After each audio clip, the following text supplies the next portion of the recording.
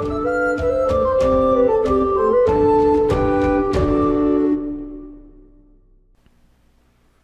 everyone, Keen here with another short video showing some of the main abilities from Zelda Breath of the Wild, highlighted through the Sheikah Slate. These are runes that you can obtain very, very early in the game from the first 4 shrines. So first, let's start off by looking at Magnus, which allows you to manipulate metal objects.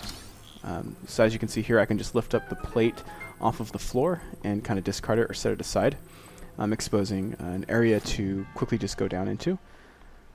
One of the neat things about Magnus is that Zelda Breath of the Wild features physics. So when manipulating these items, you can take into account their weight, any other properties that they have as you move them around.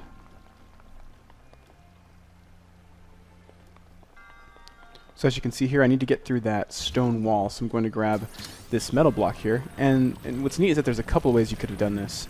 I'm choosing to grab this metal block and kind of plow my way through. But I could have taken that middle metal block out and used it as well. So it's kind of neat. And as you can see here, the physics come into play as I'm just simply running my character forward while holding this block magnetized, and the other blocks are responding based on some somewhat decent physics. As you can see again, I'm raising the block up. You have full range of motion. I can go forward, back, left, right, up, down. And I can use this block to continue to break through the stone wall, or what you'll see here in a second, you can use it to actually take out this little mini guardian.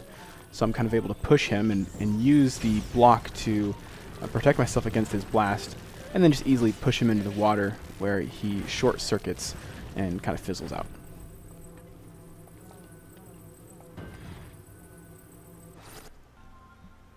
So once again, I'll just use the Magnus here, and you can see other objects can be on top of objects, and that comes into play later in the game, where you can lift up multiple objects together by stacking them. So I'll just make myself a little bridge here, cross over, and use Magnus to open up these metal doors, which will expose the end of the shrine.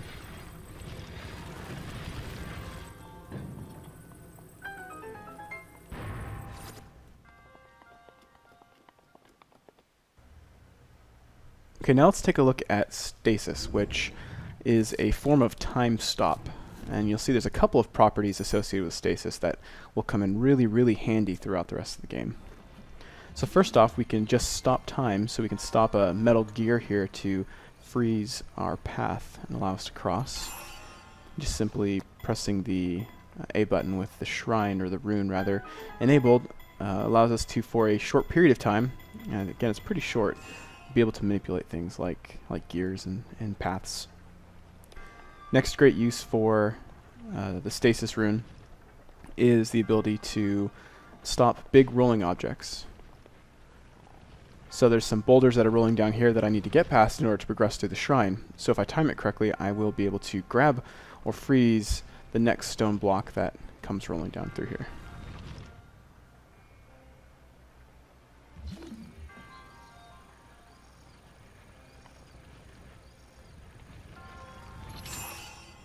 There we go, that was pretty easy. So now I can just run up the ramp, make my way past it. And there's another treasure chest up this ramp, so I'm going to stop the boulders again, run past them, and secure myself a little bit of loot.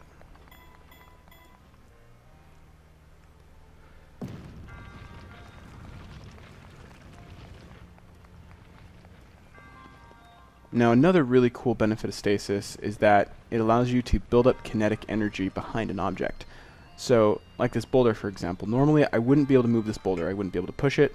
I wouldn't be able to take my sledgehammer like this and hit it to make it move. It's pretty much there.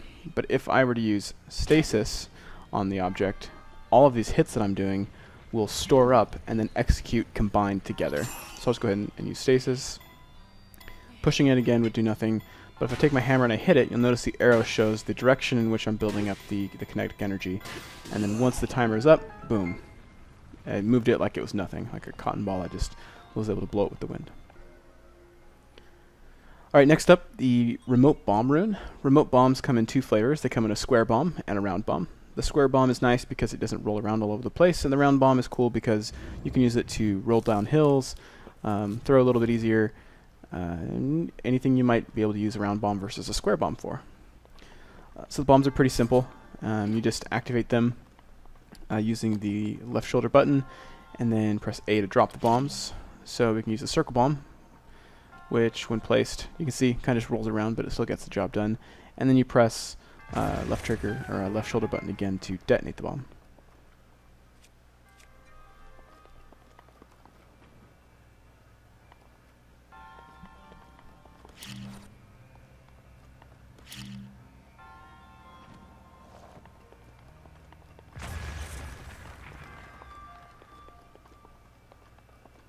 Bombs are pretty handy throughout the game.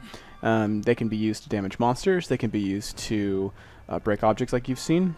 You can even use them to get Epona to move out of the way. So sometimes Epona will get stuck, or your horse, or whatever horse you're using, will get stuck, and you'll have to use a bomb, which I think is actually more of like a little glitch, but use a bomb to free them, knock them off a cliff, and get them out of the way. So what I kind of just highlighted there was the bombs actually will wait until you press left trigger, so you can send a bomb down a pathway, or as you'll see coming up right here, I can place a bomb down this little tube and time it right so that this launching mechanism will actually launch the bomb over to the blocks across the way, freeing my path to the end of the shrine. So I'll go ahead and pull out a round bomb and then wait for the time, just the right time, line myself up, and then I'll show you how that works.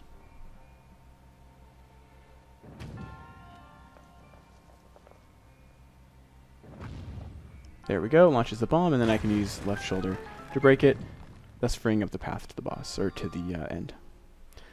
Alright, and last but not least, of the basic runes that you get from the first 4 shrines of the game is Cryonis. Cryonis allows you to manipulate water to freeze it into columns, both vertical and horizontal. Cryonis actually has a ton of utility in the game. It can actually break ice as well, but you'll see you can raise columns right out of the ground.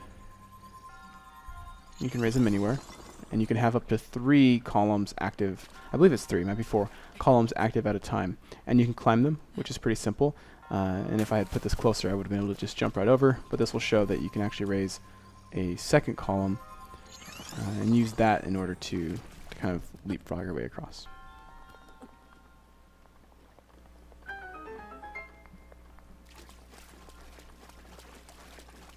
Next really cool use is that you can use columns to raise up heavy objects like gates. That gets used a couple of times in the head of the game. And you can also use them to manipulate monsters. You can use it kind of like I used in the beginning of the video, the block to block the projectile. You can also use them to raise up enemies, raise them up out of the ground, thus rendering them practically useless. They really can't hit you. Or I can just climb up or break the block and use it to, and then just allow myself to attack him. So if I press A, I shatter the block. So those are some of the basic uses of the Cryonis rune.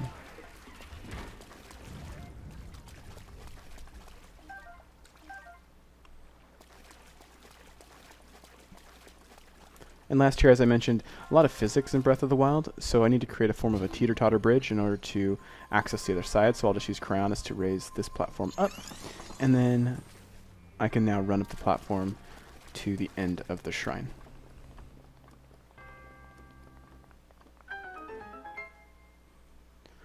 Alright, so that's a quick little look at all the runes in Breath of the Wild.